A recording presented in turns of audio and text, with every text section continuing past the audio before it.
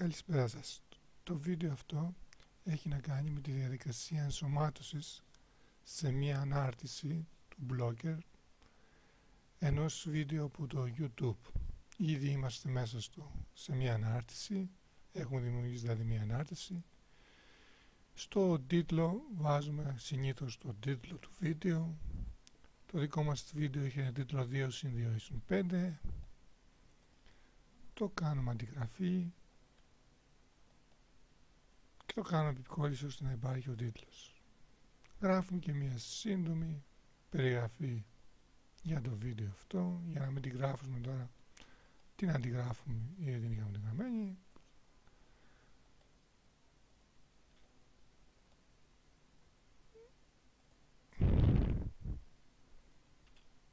Αφήνουμε ένα κενό κάτω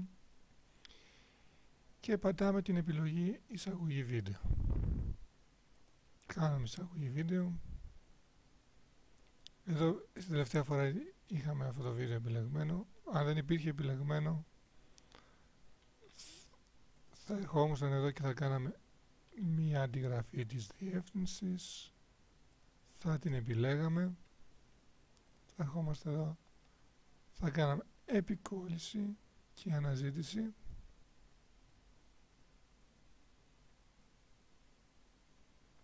Θα έβαζε ξανά πίσω αυτό και θα το επιλέγαμε. Όταν πια είναι επιλεγμένο και είναι εδώ πέρα, πατάμε επιλογή και ενσωματώνεται μέσα.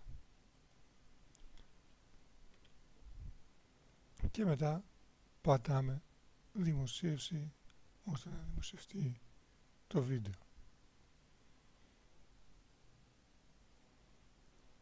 Συγγνώμη, ας το ξανακάνουμε. Πάμε νέα ανάρτηση, ας βάλουμε τώρα μία, ας ονομάσουμε αυτή τεστ. Ας έρθουμε στο YouTube και ψάξουμε να βρούμε ένα άλλο βίντεο. Εδώ έχουμε κάποια άλλα βίντεο, ας πούμε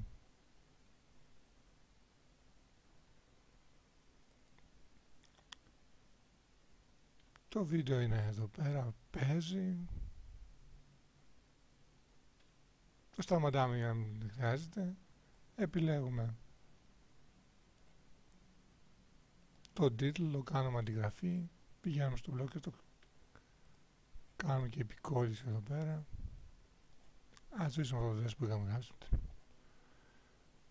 Τώρα δεν υπάρχει σχεδόν περιγραφή, ξανακάνουμε επικόλληση. Ας έρθουμε ξανά να πατήσουμε εισαγωγή βίντεο από εδώ, κάνουμε εισαγωγή. Σβήνουμε αυτό εδώ πέρα, πατάμε κλικ και επικόλληση, πατάμε αναζήτηση, βλέπετε εδώ κάναμε αναζήτηση με το όνομα και μας έβγαλε διάφορα που αντιστοιχούν σε αυτό το όνομα. Επιλέγουμε ποιο από αυτό θέλουμε, ας πούμε ότι το επιλέγουμε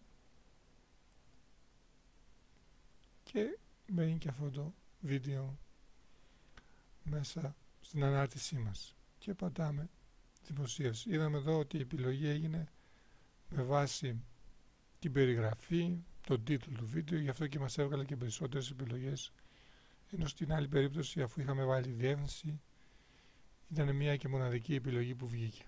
Και πατάμε δημοσίευση, αλλά δημοσιεύεται και αυτή η ανάρτηση. Αν πάμε τώρα στην προβολή του ιστολογίου,